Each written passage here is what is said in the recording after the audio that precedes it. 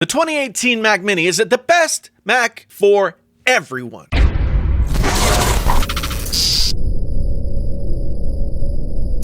there, friends on YouTube. My name is Jason, sometimes known as the JTL. This is Painfully Honest Tech. Tech so honest it hurts.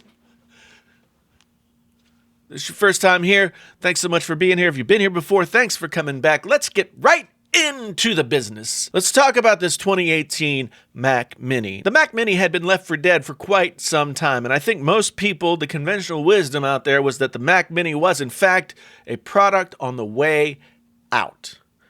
But that is not the case. The Mac Mini hadn't been updated since 2014, and when that update happened, they took what was a pretty good option for folks who didn't have a ton of money to spend but wanted to get into the Apple ecosystem. Apple basically just hobbled that device. They took away the i7 option. They took away any upgrades that the user could do. Many of us were very disappointed. I thought that was the first foot in the grave for the Mac Mini, but Apple brought the Mac Mini back from the dead. Here we are. Not quite dead yet. Let's talk about what this new Mac Mini is. Now, it comes in the space gray, which is very nice looking. Same form factor as what we had before. It was just a little box. Whereas Apple has basically taken away all the ports that everyone needs to use from their MacBook line. They actually gave this device a healthy complement of ports. You've got Ethernet, of course you've got power, then you've got four USB-C/Thunderbolt ports. You've got two USB-A ports. You've got an HDMI port for your video out.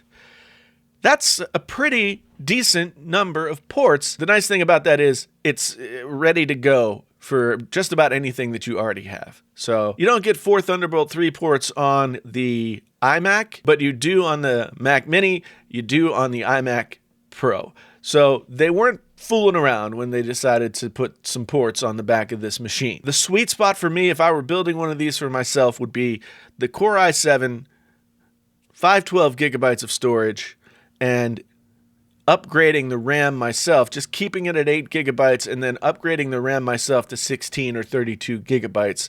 That would give you a pretty capable machine. The downfall here is that the Mac Mini does not have discrete graphics. It has an improved Iris graphics card in there with the Core i7 or Core i5 chips that it comes with. You can also get it in a Core i3. Core i3 is no slouch with the Coffee Lake these days, so don't discount it. With the Thunderbolt 3 ports that are on board with this thing, you can use external GPUs to bump up the graphics performance. So if you needed to do some heavy lifting in terms of video editing or something like that, an external GPU is possible. Apple really surprised me with this product. As I said in the beginning, I felt that they really sort of cut the legs out from under this product and that it was on its way to the grave.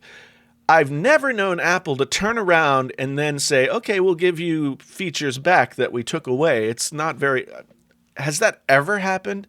I'm not quite sure. I don't remember a time that it happened off the top of my head. But they gave us back user upgradable RAM. They gave us back i7 chips. And now the Mac Mini is positioned to be a pretty good solution for folks who don't want to buy an iMac Pro, who don't want to buy an iMac, who maybe they already have monitors, etc., etc. I mean, that is the one downside of the Mac Mini is you have to bring your own keyboard. You have to bring your own monitor. You have to bring your own mouse. Now, I have monitors out the wazoo here in the Painfully Honest Tech studio, and that would be no problem for me whatsoever. But for others, it might be a little bit more of an issue. The thing is, you can get monitors that are pretty decent, not iMac level, but pretty decent monitors for relatively low cost. I mean, just stop at your local Best Buy and check out the prices for monitors there, and you'll see that there are some decent options for $300 or less. Keyboards are easy to come by. Mice are easy to come by. Is this Mac Mini the Mac for everyone, or at least for the most people? Does it sort of bridge a lot of areas where you either had to spend a lot of money to get there, or it was just not possible? Yes, it really does. At $799 with an i3 and 8 gigabytes of RAM, this could be a computer that you just use for light web browsing, for emails, for paying the bills, for just normal everyday computer use things while still having enough horsepower to do a little bit more. If you spec it up to the version that I was talking about with the i7 and the 512 gigabytes of RAM, that's $1,500, and then spend $200 or $300 more for some more RAM, stick it in there, you got a super powerful machine. If you want graphics performance, you can get that. This is the most versatile machine in terms of what it can do for different kinds of users than we've seen from Apple in quite some time. So I'm glad to see it here. Is the Mac Mini interesting to you? Would you be interested in the Mac Mini? Could it fit into your use case? I think most people are going to answer yes, but I'm not quite sure. You tell me. Anyway, thanks so much for being here. I really do appreciate it. If this was your first time here and you want to come on back again, then subscribe, bell notify, like, share, yada, yada, yada, all those things. And if you've been here before, well, thank you so much.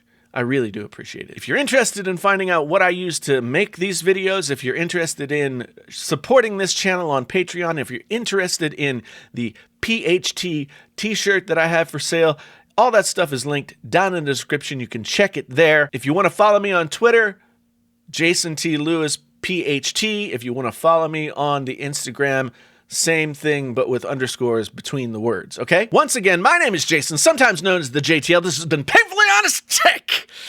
Tech so honest, it hurts. Until the next time, I'm out!